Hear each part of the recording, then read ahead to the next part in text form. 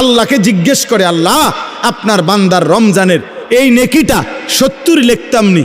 আল্লাহ বান্দার দিকে তাকাইয়া যখন দেখে গুনাহ থেকে মুক্ত, আল্লাহর জিকিরে তার জিব্বা ভিজা, আল্লাহর মহব্বত তার কলিজার মধ্যে, সুন্নাত মোতাবেক তার জীবন, আল্লাহ তখন বলে না 70 না 700 লেখো, 700, 7,000 লেখো, 70,000 লেখো, 7 লক্ষ লেখো, 70 লক্ষ লেখো, 7 কোটি লেখো, 70 কোটি লেখো, 70,000 কোটি লেখো।